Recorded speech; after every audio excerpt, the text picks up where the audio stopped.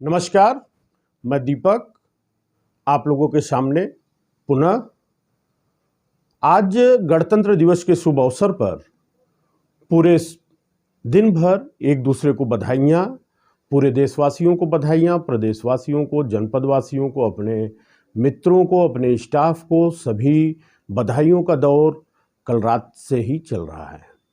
अभी 25 तारीख मतदाता दिवस था और 26 तारीख का अभी शाम होने जा रहा है और अभी तक कार्यक्रमों को जो चलाने का सिलसिला हर वर्ष रहता है वो चल रहा है।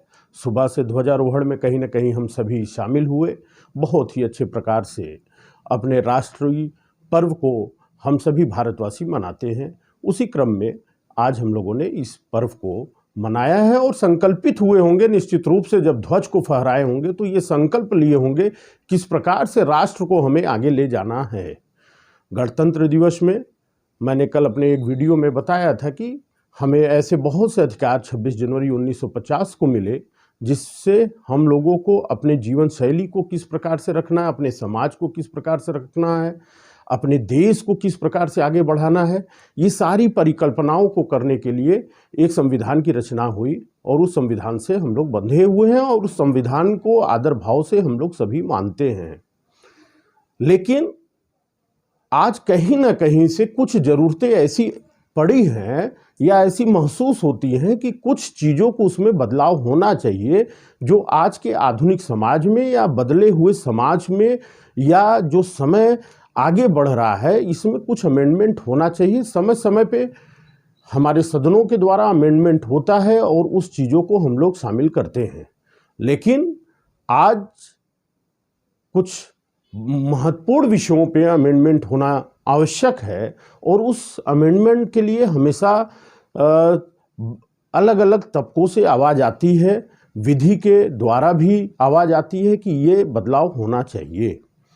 और हमारी आवाज़ को कभी भी देश में, प्रदेश में कोई भी सरकार हो, उनको भी चाहिए कि अपनी जनता की आवाज़ को कभी दबाने की कोशिश नहीं होनी चाहिए, क्योंकि जनता ही एक ऐसा साधन होता है जो देश हित में, जो प्रदेश हित में, जो जन समुदाय के हित में आवाज़ को बुलंद करती है और उस बदलाव को, उसके निचोड़ को देखते हुए, उन परिकल्पनाओं को देखते हुए उसमें अमेंडमेंट बीच बीच में करते रहना चाहिए। आज एक बहुत दुखद कल एक वीडियो कल से चल रहा है, कुछ छात्रों का रेलवे बोर्ड के एग्ज़ाम्स के विषय में जिस प्रकार से उत्तर प्रदेश के प्रयागराज में पुलिस ने कुछ छात्रों के लाज व हॉस्टल में तांडव किया, वो बहुत दुखद है। और 26 जनवरी के पूर्व संध्या पे इस प्रकार का वीडियो आना और उन युवाओं के प्रति वीडियो आना जो देश के भविष्य हैं, जो देश के कर्णधार हैं, उनके प्रति ऐसे वीडियो जिस प्रकार से आए हुए हैं, तो ऐसे पुलिस वालों को ये समझना चाहिए कि आप भी कल उसी समाज से निकल के आज आप नौकरी पाए हुए हैं और आपको सम्मान करना चाहिए। इस प्रकार से, जिस प्रकार से आप लोगों ने वहाँ पे तांडव किया हॉस्टल्स में जाके, लाज में जाके, वो करना उचित नहीं था। उसी क्रम में आज बिहार में जिस प्रकार से छात्रों ने उस चीज़ का विरोध किया, रेलवे ट्रैक पे राष्ट्रगान को करते हुए रेलवे लाइंस को जाम किया और उसके बाद ट्रेन में आग लगाने का भी काम किया, ये भी बहुत दुखद क्षण है। आरआरबी को ये समझना चाहिए कि यदि इतनी बड़ी एग्ज़ाम्स को किया गया था और एग्ज़ाम्स में लाखों बच्चों ने अपने भविष्य निर्माण के लिए उसमें अप्लाई किया था, तो उसको सही प्रकार से क्रियान्वयन होना चाहिए। लेकिन प्रिय छात्रों, आप देश के युवा हैं, नौजवान हैं, देश के भविष्य हैं, आवाज़ को सदैव बुलंद करना चाहिए। मैं इसके पक्षधर में स्वयं रहा हूँ। कभी भी अपनी आवाज़ को नहीं दबाना चाहिए, लेकिन राष्ट्रीय क्षति भी नहीं करनी चाहिए। इस चीज़ का भी हमें आपको ध्यान रखना चाहिए। राष्ट्रीय क्षति मतलब हमारी आपकी क्षति होती है। किसी भी संपत्ति का जब नुकसान होगा तो निश्चित रूप से हमारा आपका नुकसान होगा। तो ये ध्यान रखना चाहिए, आरआरबी को, एनटीपीसी को उचित कदम उठाना चाहिए।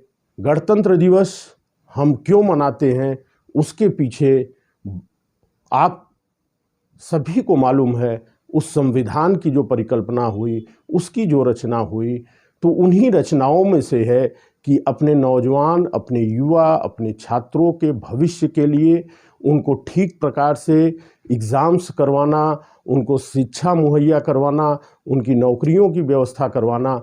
तो निश्चित रूप से आरआरबी, एनटीपीसी, आप ध्यान रखिए अपने इन छात्र नौजवानों का और अपने उन साथियों का जिन लोगों ने आरआरबी और एनटीपीसी के इन एग्ज़ाम्स में भागीदारी किया है या करने के लिए परेशान है या संघर्षरत है। आप लोग निश्चित रूप से राष्ट्रीय क्षति न करिए।